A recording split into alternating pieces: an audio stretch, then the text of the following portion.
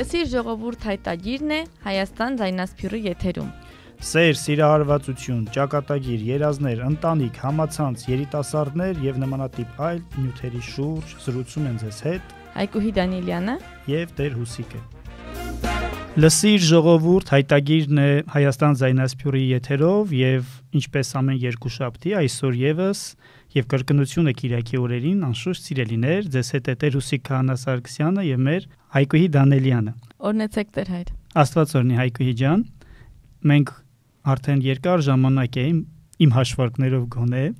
տարբեր հետաքրքրական հարցերի մասին ենք խոսում եւ շատ ուրախ ենք, որ ստանում ենք շատ դրական արձագանքներ մեր ռադիո ունկնդիրների կողմից։ Ես ու Այկուին սիրում ենք նաեւ երբեմն քննադատություններ ընդունել երբեմն եւ այդ ուղղությամբ աշխատում ենք, որպեսզի շտկենք այն ինչ որ անշուշտ մեր զրույցների մեջ թերի է եւ հուսամ, որ այն ունկնդիրներն էլ ովքեր դեռ չեն արձագանքել իրապես օգտակարություն է ստանում այս մեր եթերներից։ Հատկապես որ վերջին շրջանի սիրելիներ մենք խոսում ենք ընտանեկան հարցերից, տղամարդ-կին հարաբերություններից, ինչը շատ այսպես ասած գործուն հարց է եւ գրեթե վերաբերում է ամեն մարդու, ով որ կմիացնի այս պահին ռադիոեթերը եւ կլսի։ Այսօրվա թեման եւս բացառություն չէ, մենք նորից ընտանեկան շրջանակներում կարևորություն ունեցող մի հարցի պիտի անդրադառնանք, որը արդեն ձայնը կտամ Հայկուհուն, որպեսզի ներկայացնի թե ինչ է։ Այսօր խոսելու ենք աշխատանք, կարիերա, ֆինանսները ընտանիքում։ Այո, թեմայի շուրջ։ Փորձենք հասկանալ հայկական ընտանիքներում ինչ մոդել է աշխատում, որն է ավելի ճիշտ, որն է ավելի ընդունելի եւ ինչն է սխալ, որովհետեւ մոդելներ կան, կարծրատիպեր կան, ձևաչափեր կան, որոնք շատ սխալ են։ Առնվազն հայաստանյան ունկնդիրը, եթե օրինակի համար առիթ ունեցել է կես լուրջ կես կատակ եմ ասում սիրելիներ, կիսաբաց լուսամուտները նայելու հասկանալի կլինի, որ այս խնդիրը բոլոր ֆինանսների խնդիրը, բոլոր ընտանեկան հարցերի հիմքում է ընկած։ Ընդհանրապես ֆինանսները շատ բանի հիմքում են ընկած։ Մենք մի կողմից երբեմն ասում ենք, որ դա կապ չունի, գումարը կապ չունի, բայց առանց գումարի էլ ապրել չենք կարող։ Ուրեմն խոսենք եւ տեսնենք որքանով է կարեւոր եւ ինչ կարեւորություն պիտի տանք։ Տեր հայր ջան, հայ կնոջ համար ըստ իս կարիերան եւ ֆինանսական անկախությունը ամեն դեպքում գրավում է երկրորդ հորիզոնականը ընտանիքից հետո իհարկե։ Մեկը մյուսին չեն բացառում, բայց նույնիսկ մեր ժամանակներում 21-րդ դարում հանդիպում ենք տղամարդկանց, հայ տղամարդկանց, որոնք կտրուկ արգելում են իրենց կանանց աշխատել, եթե նույնիսկ կինը իրեն դժբախտ է զգում առանց աշխատանքի։ Ինչպես կմեկնաբանեք այս երևույթը։ Արդյոք տղամարդը ընդհանրապես իրավունք ունի բռնանալ կնոջ կամքի վրա եւ արգելել աշխատել։ Բավական տարածված մի երևույթ է, անշուշտ ասացած սիրելի Հայկուհի, հատկապես մեր հայաստանցիների շրջանում եւ ոչ միայն Հայաստանում։ Եվ դերևս մի փոքր լավ կլիներ, որ սոցիոլոգները եւ հոգեբանները փորձեին պարզաբանել, թե դրա ինչ է թաքնված։ Մենք փորձենք այսօր այդ խորքին գնալ առանց հավակնելու, ուրեմն մասնագիտական վերլուծություն տալու, բայց միանգամից եթե հարցիդ պատասխանեմ, արգելքների լեզուն, բռնության լեզուն, չհասկացվածության լեզուն ընտանիքի համար չէ։ Ընտանիքի ներսում դրանք իրավունք չունեն գոյություն ունենալու, որովհետև կարծում եմ ամեն մարդ էլ համաձայն է, որ ընտանիքում պիտի իշխի միայն ու միայն սերը եւ փոխհմբռնումը եւ վստահությունը ամենակարևորը։ Որովհետև եթե կա վստահություն, սեր եւ փոխհմբռնում, ամեն հարց կարող է իր լուծումը գտնել։ Երկրորդ ինձ համար որպես տղամարդու մի փոքր եւ ընտանիքի հայր եւ ամուսին նաեւ մի փոքր տարօրինակ է թվում կնոջ ազատության իրավունք կամ այս արտահայտությունը, որովհետև ոչ թե ես դեմ եմ կնոջ ազատությանը, այլ ես չեմ պատկերացնում ընտանիք, որտեղ կինը ազատ չէ։ Եթե խոսում ենք կնոջ ազատության ոտնահարման մասին, նշանակում է գոյություն ունի կանանց իրավունքների ստրկացում, ինչը եւս ընտանիքում անթույլատրելի է։ Ես հիշեցնեմ արգելքների եւ բռնության լեզվով խոսող մեր տղամարդկանց, որ Խորանի արչև եկեղեցում պսակադրության ժամանակ իրենք խոստացել են տեր լինել եւ ոչ թե տիրակալ լինել։ Բռնակալ։ Բայց իրենք տերը բռնակալ են հասկացել։ Տեր լինել նշանակում է տիրություն անել, խնամել, պաշտպանել, իրավունք տալ, երբեմն զիջել մեծահոգաբար։ Բայց անշուշտ հակառակ կողմում հարցիդ հղվելով չմոռանանք կա նաեւ հնազանդ անձնավորության գործելավոճ է, որովհետև մենք շատ հաճախ խոսում ենք տղամարդկանց արգելքներից, տղամարդկանց կողմից հարուցվող բռնություններից եւ այսպես կարծես թե մոռանում եւ շրջանցում ենք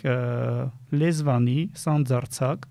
եւ շատ հաճախ կռվազանց ուսադրող կանանց կերպարները, որոնք կարող են պատճառ ստեղծել, որ տղամարդը դիմի համապատասխան քայլի։ Սա եւս ընտանիքից ներս եւ ցանկացած հարաբերությունների մեջ անթույլատրելի եւ անընդունելի է։ Շնորհակալ եմ։ Իսկ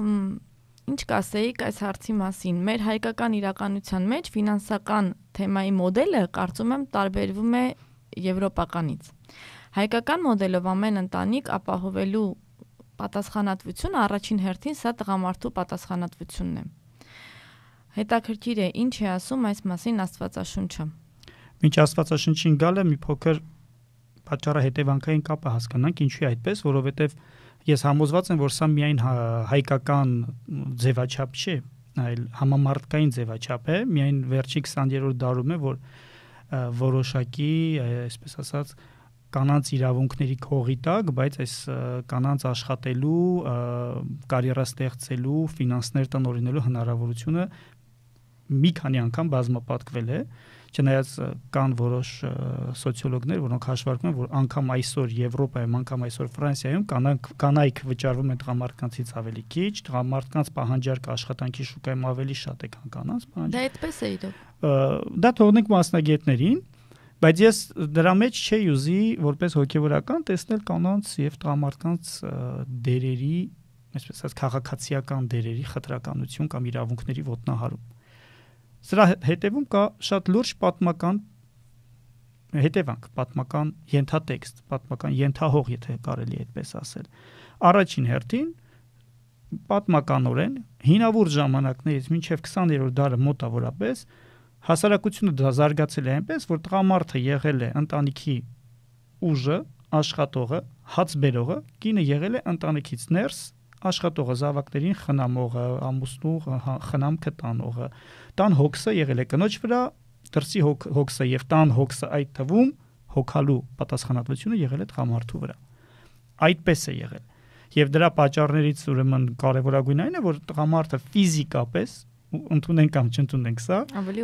ավելի ուժեղ է։ Սիրելի կանայք չնեղանաք, կանայք էլ հոգեբանորեն են ավելի ուժեղ, քան տղամարդիկ։ Ու մի քանի անգամ ավելի ուժեղ։ Որքան տղամարդը կնոջից ֆիզիկապես է ուժեղ, այդքան կինը տղամարդուց հոգեբանորեն գուցե ավելի ուժեղ է։ Ուրեմն ֆիզիկական պատճառներից մյուսն էլ այն է, որ գոնե տարվա մեջ մի որոշակի կամ կյանքի մեջ մի որոշակի շրջան կանայք գործնականորեն ֆիզիկական աշխատանք անելու կամ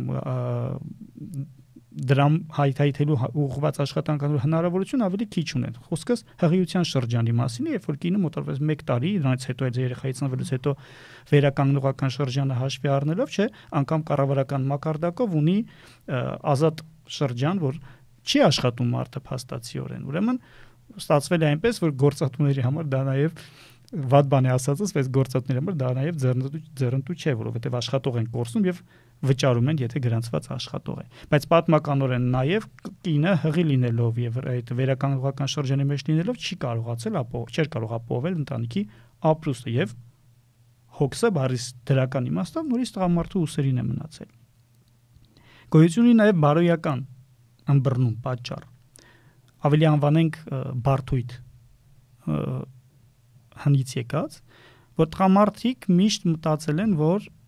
ես ուժեղ եմ, ես ինքս կարող եմ ապահովել իմ ընտանիքը։ Պետքություն չկա, որ երկրորդ անձը աշխատի։ Ես այդպիսի տղամարդկանց շատ եմ ճանաչում։ Ինչու իմ կինը պիտի աշխատի, ես կաշխատեմ, ես կբերեմ, թող ինքը տունը լինի, որպես երբ որ ես գամ, վերնաշապիկս հարթուկած լինի, ճաշս պատրաստ լինի, տունը մաքուր լինի, երեխաները լվացված լինեն, ամեն բան տեղը լինի։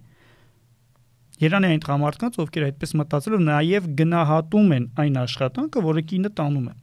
տան մեջ, որովհետև եթե վարձատրեր կնոջ այդ ժամերի դիմաց, գուցե ավելի շատ վարձատրվեր իր կինը, քան ինքը դուրս աշխատելով։ Եվ ուրեմն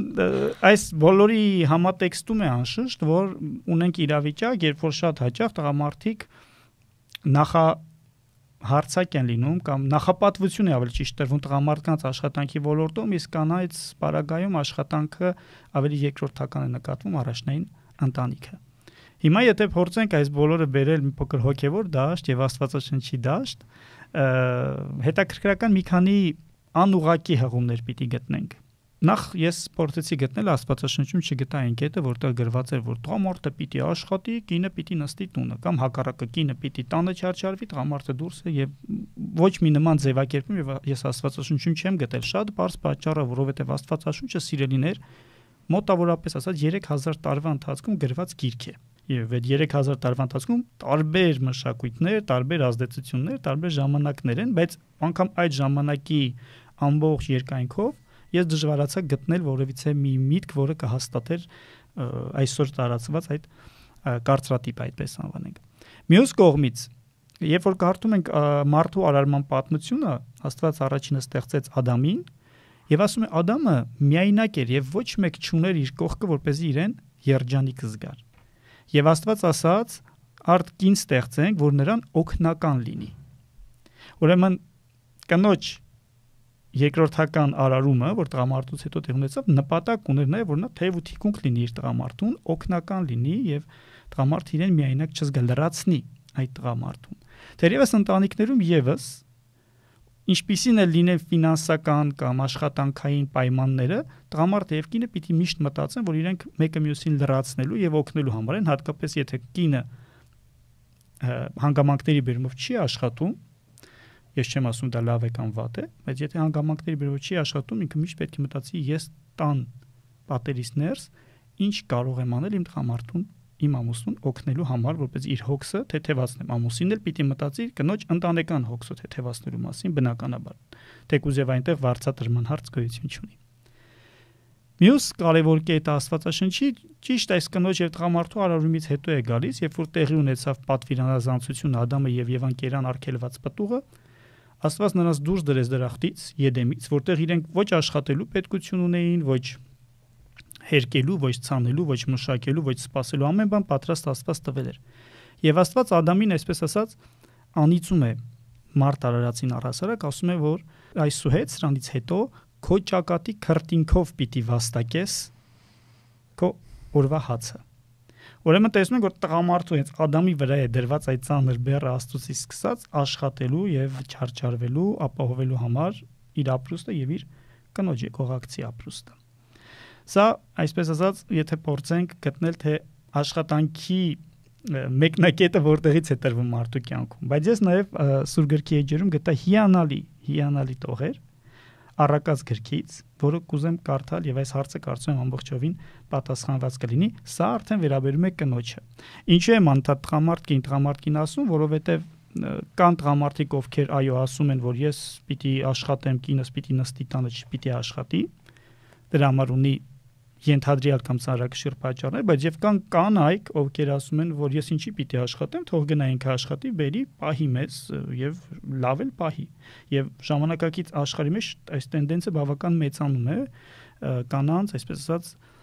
տղամարդկանց ճակերտավոր ասած հարստահարելու,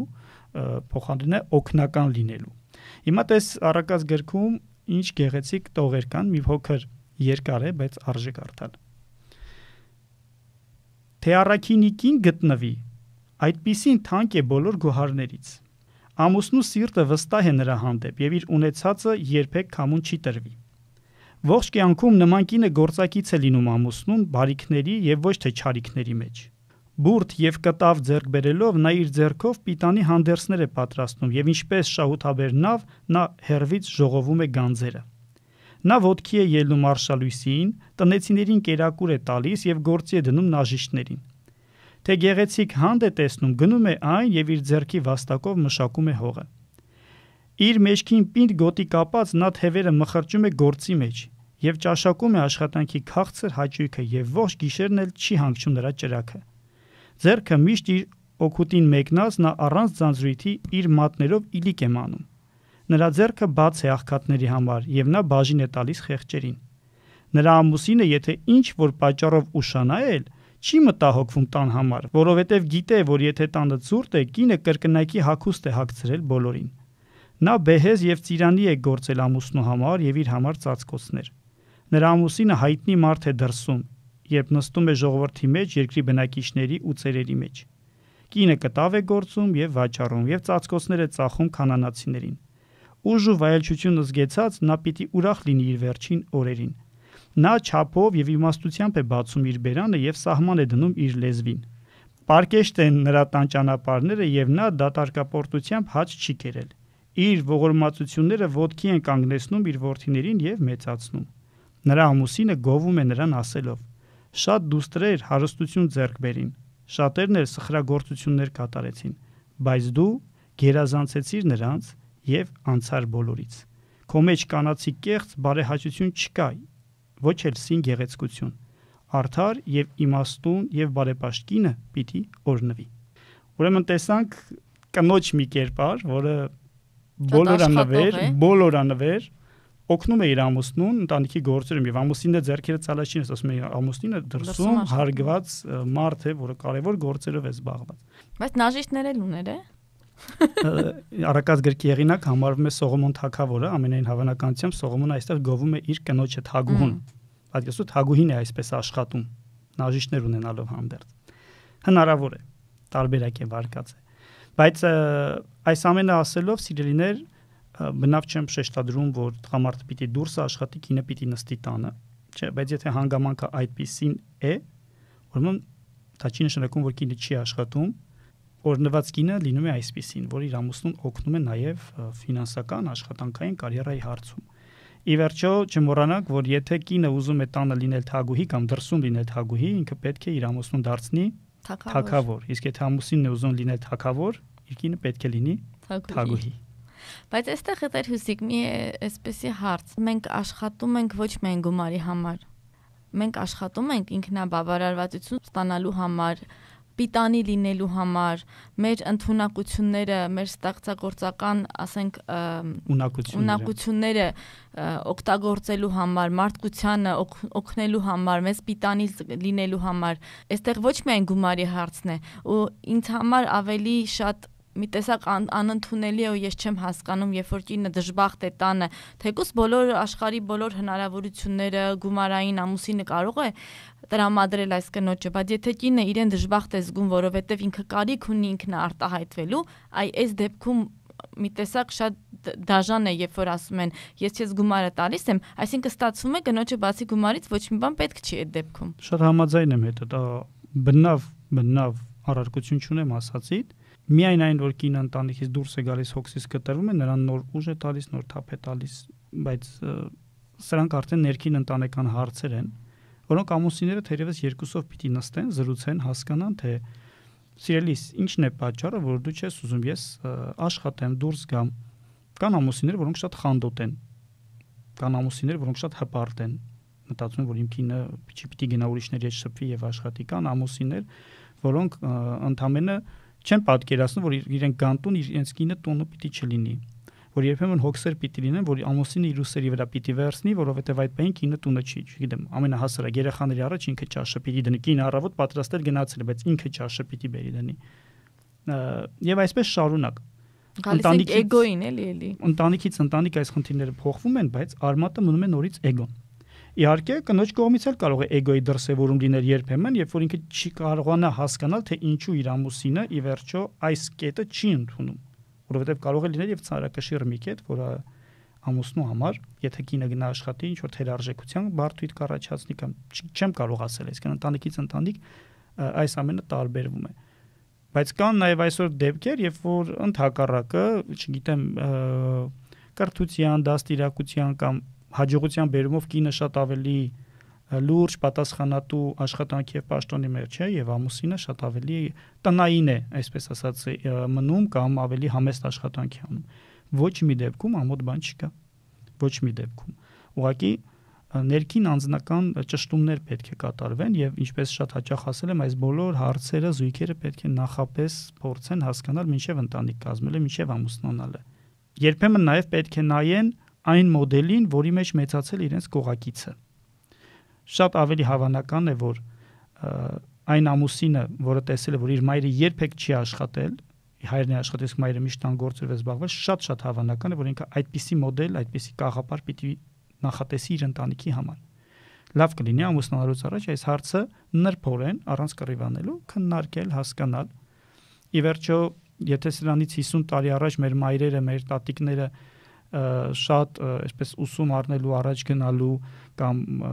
այսօրվա ասած ֆրիլանսի հնարավորություններ չունեին տանից աշխատելու, այսօր շատ կանայք եւ տղամարդիկ բաց են, այդ դաշտը շատ ազատ է այդ տեսանկյունից։ Պետք է հաշտվել այդ մտքի հետ, որ մարդը ինքնադրսևորման, ինքնակատարելագործման եւ ինչու՞ չէ նաեւ դրա արդյունքում որոշակի ֆինանսական եկամուտ ապահովելու իրավունք ունի եւ դա կարելի է նախապես ճիշտ հիմքի վրա դնել։ Շնորհակալ եմ հարցիս պատասխանելու համար։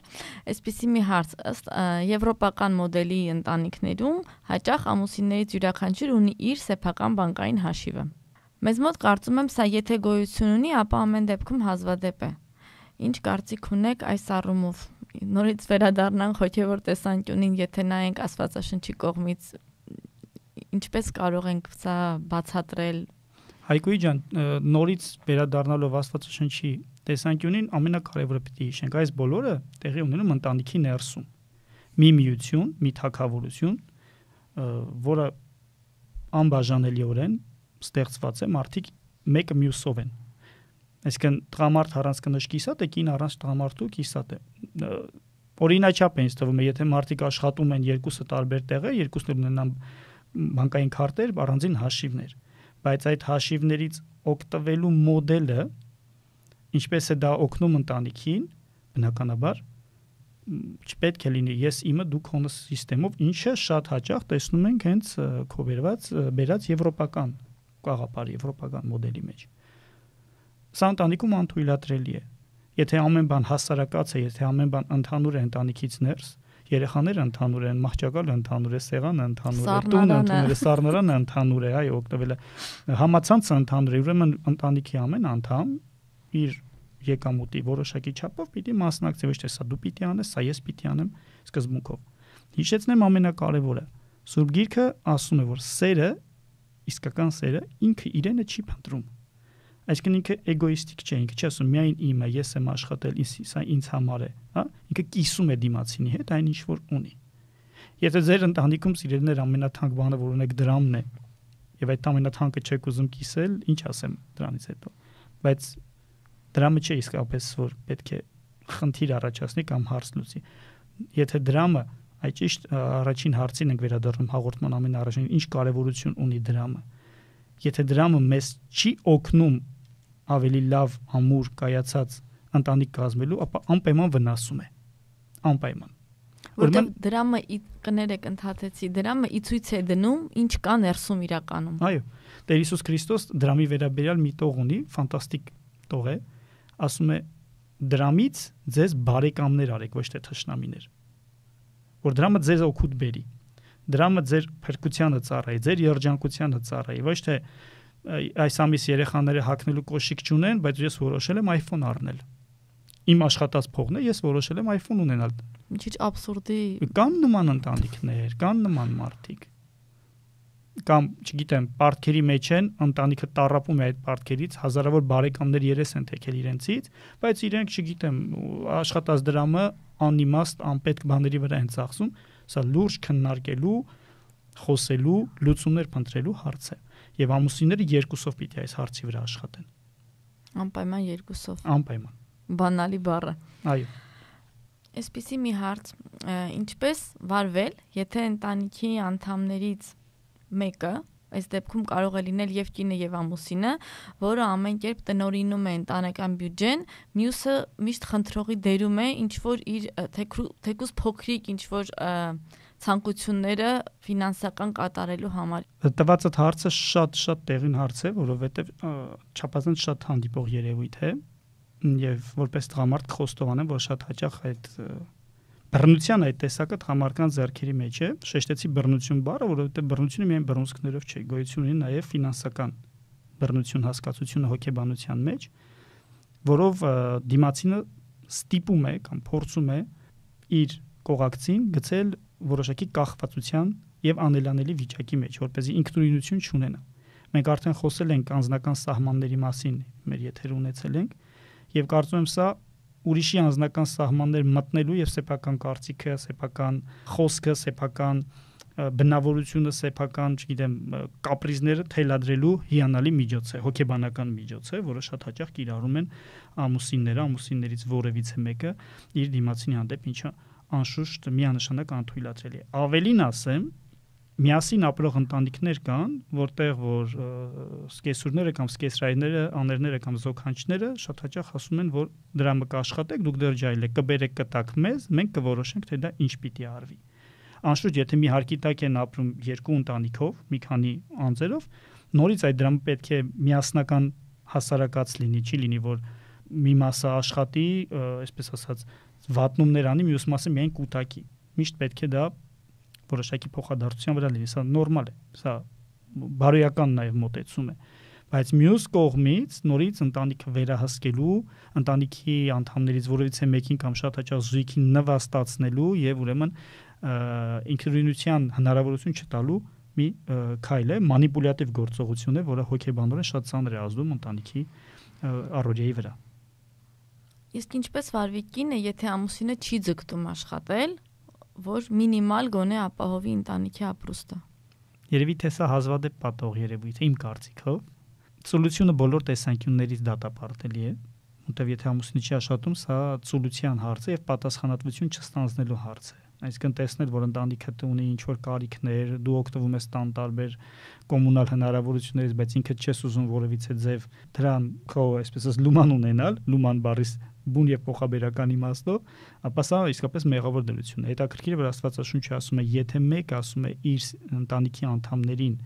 հոգս եւ խնամք չի տանում, շատ ավելի վատն է, քան սատանան։ Որովհետեւ եթե դու քո սիրելիներին չես սիրում, չես հարգում, չես պատասխանատվություն չես ստանձնում եւ ինչ խոսք այլևս դրսի մարդկանց վերաբերյալ։ Չնայած հանդիպել են որոշ դեպքեր, երբ որ մարդը ընտանիքին ուղակի բարձի թողած ոչ մի խնամք, կինը արհամարված վիճակում, երեխաները առանց հայրական դաստիարակության, բայց ամուսինը հասարակական բարձր դիրք զբաղեցնող անձ է եղել, չգիտեմ, մեծ ճառեր ու քարոզներ խոսել ազգի փրկության վերաբերյալ։ Դա էլ է հնարավոր, որովհետեւ մարդը այդտեղ է գտել ինքն դրսևորելու եւ ուրիշներին խաբելու հնարքը, բայց ամեն դեպքում եթե հարցիդ պատասխանեմ, նորից պետք է երկուսով խոսեն, կինը եւ տղամարդը պիտի փորձեն լուծում գտնել եղած վիճակից, բայց եթե ամուսինը ոտքը դրել է մեկ մաշիկի մեջ եւ ասում է ես չեմ աշխատի, ես ոչինչ չեմ անի, դու գնա պահի ընտանիքը, նորից այդ գործը ընկնում է կրկնակի աշխատանքի ընկնում կնոջ փխրուն ուսերի վրա, հանուն զավակների, հանուն երեխաների, հանուն ընտանիքի, հանուն ամուսնու սովից չմեռնելու նպատակով որևիցե աշխատանք, որևիցե գործ անել, բայց սա լավագույն տարբերակը չէ անշուշտ։ Այստեղ կարող է իհարկե լինել այն փաստը, որ բոլորի շատ մարդկանց կյանքում լինում են ինչ-որ էտապներ, որ կարող է ինչ-որ դիպրեսիվ ընթացք է եւ այլն։ Ես այդ մասին չէի խոսում, ուզում եմ հաստատել, ես հարցս նրա մասն էր, որ սա հիմնական մշտական ապրելաձև է, դրսևորում է։ Անկեղծ ասած դժվարանում եմ պատկերացնել, որ նման երևույթները շատ կարող են լինել, որովհետև միշտ ավելի, ինչպես սկզբում էլ ասենք, նկատելի է տղամարդու ավելի պատասխանատու կեցվածքը, տղամարդու ավելի նախընթացքը, այսպես ասած, այս հարցի մեջ շատ ավելի ակտիվ է միշտ լինում։ Չեմ ուզի դեպի վատ կետերը գնալ, բայց եթե սա իսկապես դժբախտության պատճառ է դառնում, ընտանիքի պատճառ է դառնում, նման տղամարդու կողքը ապրել իմաստ չունի։ Ես չէ որ պիտի որոշեմ, զույգերը իրենք պիտի որոշեն, բոլոր տարբերակները փորձելուց հետո անշուշտ, բոլոր հնարավորությունները սպառելուց հետո նոր պետք է շատ լուրջ լինի հարցը, որ եթե դու տեր չի կանգնում։ Այո, եթե դու իսկապես դու տեր չես կանգնում քո ընտանիքին, քո խոստումը, որ Աստծո առաջ տվել ես, ոչ մի ձև չես իրագործում, ես էլ չեմ հասցնում երեխաներով կամ գնալ ինչ-որ միտեղ չգիտեմ, մակրություն անելով կամ գրասենյակային աշխատանք անելով չի բավարարում ես ամեն ինչը մեր ընտանիքից դու առավոտից իրգում միայն ծխում ես եւ բազմոց ես վարում հեռուստացույցի առաջ, սա ընտանիք չի, այսպես չի կարող լինել։ Նույնը կարող է վերաբերել հակառակ սեռին։ Նույնը, եթե ամուսինը առավոտից երեկո, չգիտեմ, շինարարության մեջ է աշխատում կամ մեքենա է նորոգում կամ հիվանդանոցում է աշխատում, չգիտեմ, աշխատանք են, բայց չի երիկում, այսօր կյանքը գնալով թանկանում է։ Հա եւ կինը ասում է, չէ, ես մինչև մինիստրի գործ չլինի, ես չեմ աշխատի։ Սա մեծամտության, ծուլության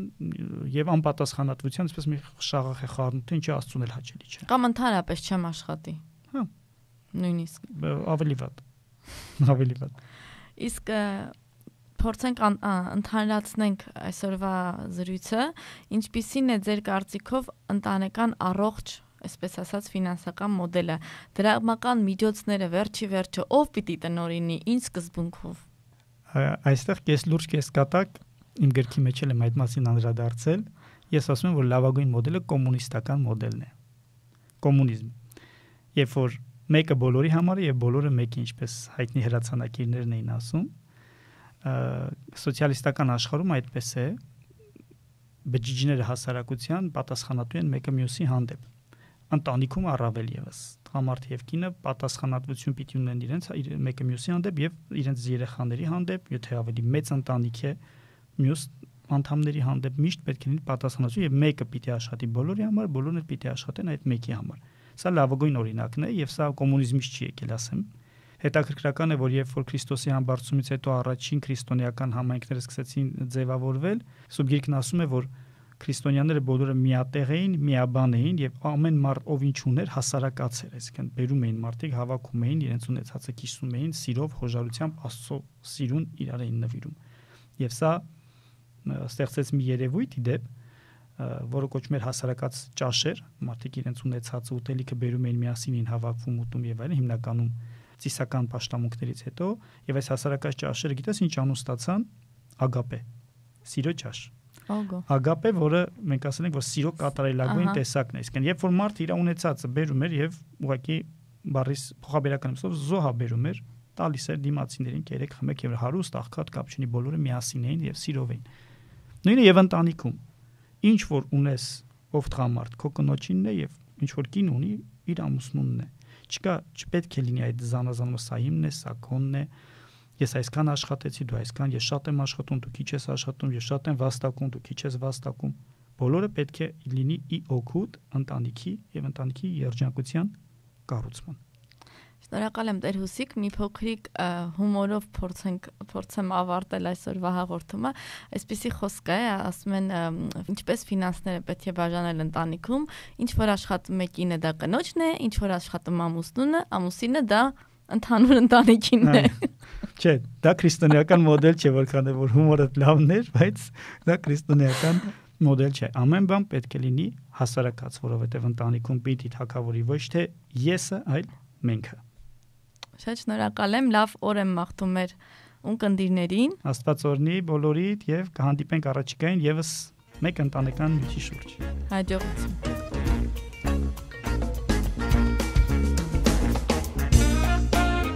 Սեր, սիրահարվածություն, ճակատագիր, երազներ, ընտանիք, համացանց, երիտասարդներ եւ նմանատիպ այլ նյութերի շուրջ զրուցում են ձեզ հետ Հայկուհի Դանիելյանը եւ Տեր Հուսիկը։ Միացեք մեզ յուրաքանչյուր երկուշաբթի ժամը 10:15-ին եւ Կիրակի ժամը 13-ին։ Սիրով ձեզ ենք սպասում։ Եթերում է Հայաստան ձայնասփյուռի Լսիր ժողովուրդ հայտագիրը։